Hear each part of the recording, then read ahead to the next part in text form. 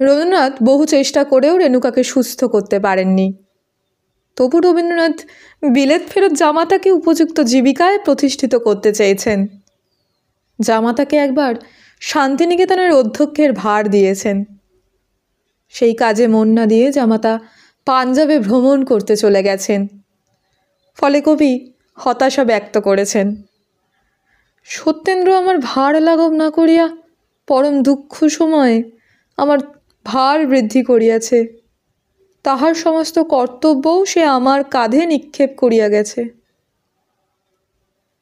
রবীন্দ্রনাথের কনিষ্ঠা কন্যা মীরা, ভালো নাম অতসীলতা, জন্ম 1894 সালে। মাতৃহীনা এই বালিকাকে রবীন্দ্রনাথ পরম মমতায় বড় করিয়াছিলেন। জগদীশচন্দ্র বসুও তার আদরের পাত্রী ছিলেন এই মীরা। এরও বিবাহের চিন্তা মাত্র 10 বছর বয়সেই। অনেকেই মনে করেন দেবেন্দ্রনাথ ঠাকুর বেঁচে থাকতেই আর্থিক দায়মুক্তির জন্যই রবীন্দ্রনাথ বিবাহের তোড়জোড় শুরু করেছেন। পাত্র সন্ধানে নেমে রবীন্দ্রনাথ দেখেছেন সকলেই প্রায় হবু শ্বশুরের অর্থে বিলেত যেতে চেয়েছেন। রবীন্দ্রনাথ এই সময় এইসব প্রলোভনের বিরুদ্ধে তথা পণ প্রথার বিরুদ্ধে সোচ্চার হয়েছেন।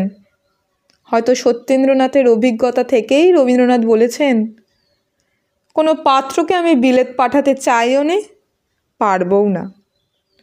যদিও বরিশাল নিবাসী নগেন্দ্রনাথ গাঙ্গুলিকে পাত্র হিসাবে নির্বাচনের পরেই চিঠিতে জানিয়েছেন, নগেন্দ্রকে বিবাহের পরে আমেরিকায় রক্ষীদের কাছে কৃষিবিদ্যা শিখাইতে পাঠাইব।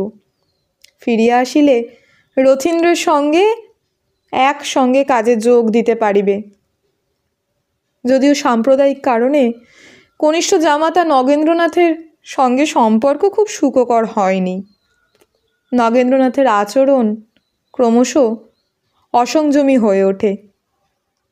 এতে রবীন্দ্রনাথ যে কতখানি তিতবিরক্ত হয়েছিলেন তার প্রমাণ মেলে পুত্র রথীন্দ্রনাথকে লেখা চিঠিতে। বিয়ের রাতে মীরা যখন মীরার ঘরে ঢুকছিল, একটা গোখরো সাপ ফস করে ফনা ধরে উঠেছিল। আজ আমার মনে হয় সে সাপ যদি তখনই ওকে কাটতো তাহলে পরিত্রাণ পেত।